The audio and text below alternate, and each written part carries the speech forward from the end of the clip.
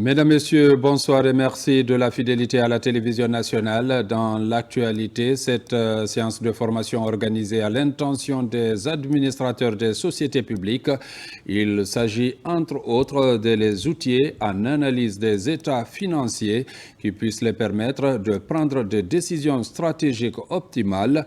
L'initiative est pilotée par le ministère de l'Économie à travers la Direction nationale du patrimoine de l'État et des investissements privé. Le compte rendu avec Mamadi Gassama. C'est l'une des recommandations majeures de la revue des sociétés publiques. Au ministère de l'Économie et des Finances, la machine est mise en branle, d'où cette séance de remise à niveau des administrateurs des organismes publics. Cette formation, c'est pour outiller ces administrateurs en analyse des états financiers, en analyse des indicateurs qui permettent de suivre les sociétés publiques.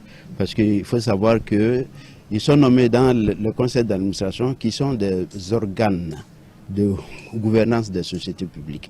Outre les directions, ces cadres, ces administrateurs nommés doivent être outillés, capables de lire tous les documents relatifs à la vie des sociétés publiques pour mieux les rentabiliser, pour mieux optimiser leurs services, pour que le service à l'usager soit optimal.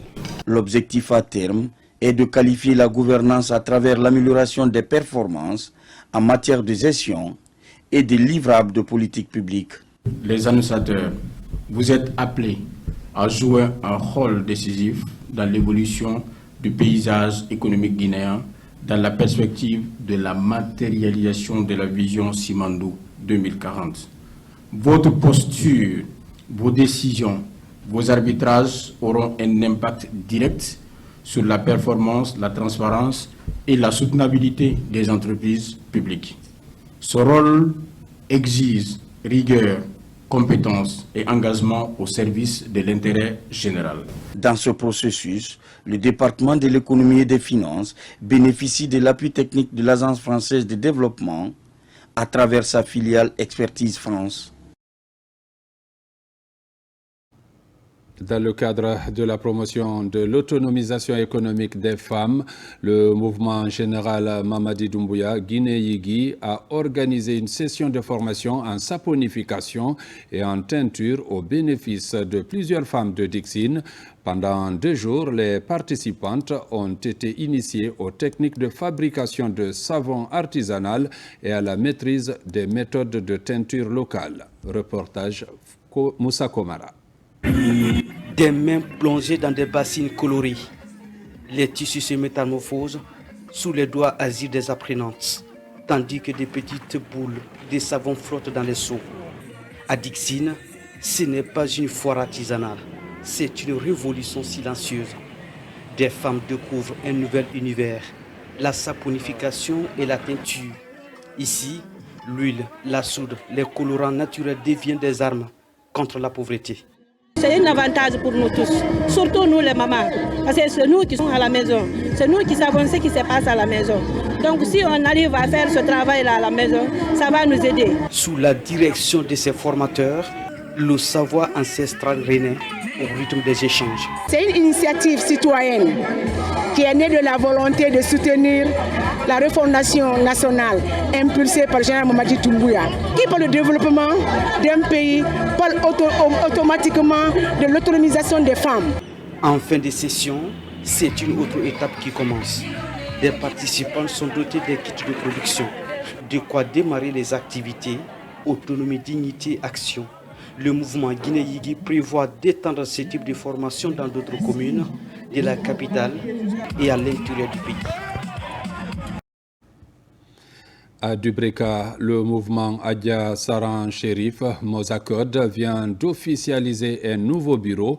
À cette occasion, la jeunesse de la localité réaffirme son engagement en faveur du président Mamadi Doumbouya. Reportage signé Bilkissou Kamara. L'arrivée de Hadja Chérif du mouvement Mozakod à Dubreka marque une nouvelle étape dans son engagement pour la paix et la continuité des actions du CNRD. Une foule nombreuse s'est mobilisée pour accueillir le mouvement et exprimer son soutien au président Mamadi Doumbouya. C'est pour valider le bureau préfectoral du Mozakod à Dubreka Et on a trouvé vraiment une mobilisation vraiment en place. Les ressortissants de Doubreka, en particulier la jeunesse, s'engagent activement aux côtés du CNRD à travers des messages de sensibilisation. Ils appellent à une large participation au processus de recensement électoral.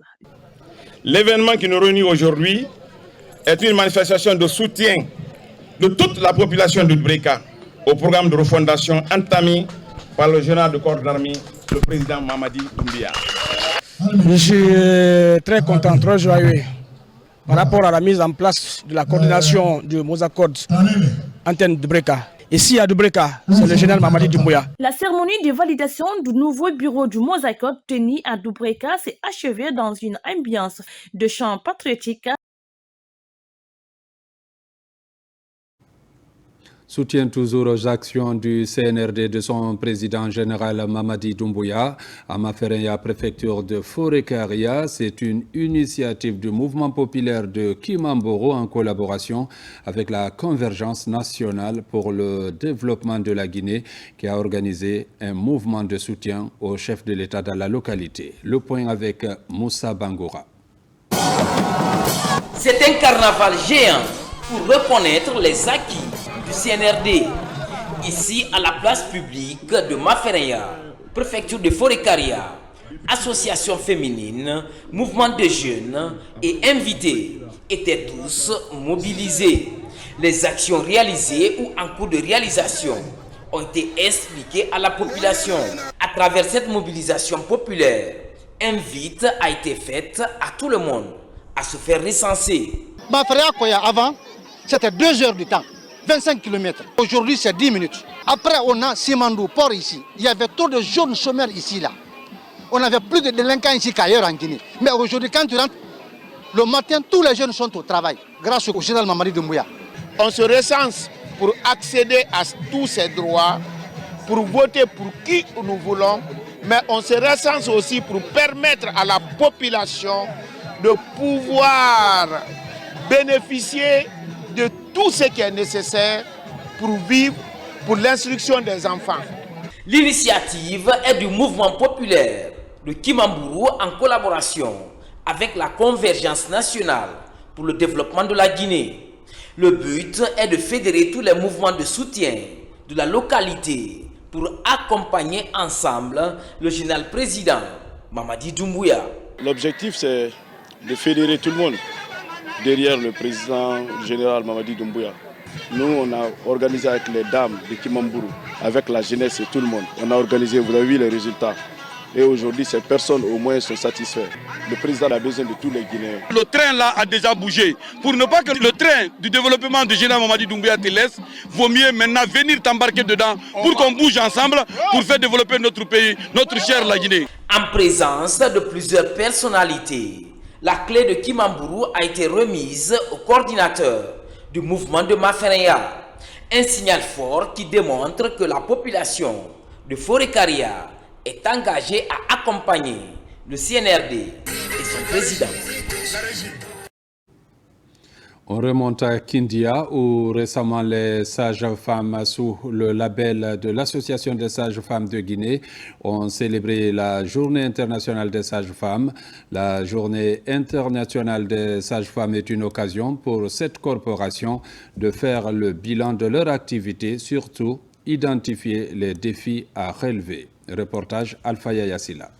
International de la sage-femme en Guinée est célébrée avec faste à Kindia. Une rencontre annuelle des sages-femmes, toujours organisée par leur grande et dynamique association Asfegui, a commencé par les travaux pratiques dans les hôpitaux. Le dépistage du cancer du col de l'utérus, le traitement et les conseils pratiques aux femmes, tout y était. Les sages-femmes se sont retrouvées à la maison des jeunes pour célébrer officiellement leur journée. C'est une fierté d'abord d'être sage-femme, parce que quand tu entends sauver des vies, c'est des sages-femmes. Donc nous sommes des sauveurs de vie. Nous sommes là dans la communauté, dans les écoles, pour les conseils, pour l'accouchement, même pendant la grossesse, les sages-femmes sont là.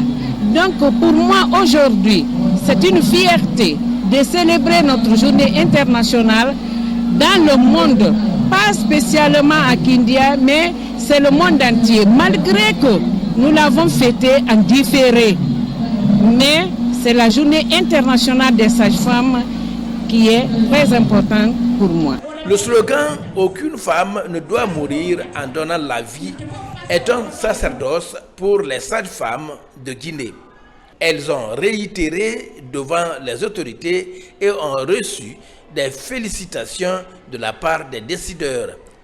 Nous sommes en train de célébrer une victoire dans la République à travers le ministre de la Santé, sont respectés, à savoir les consultations sont gratuites, les accouchements sont gratuits, les césariennes sont gratuits. Et c'est l'occasion pour moi de les remercier, de les féliciter et de les encourager à continuer cette lutte pour réduire la mortalité maternelle dans notre pays. À marge de la célébration de la Journée internationale des sages-femmes, un atelier a réuni l'ensemble des parties prenantes.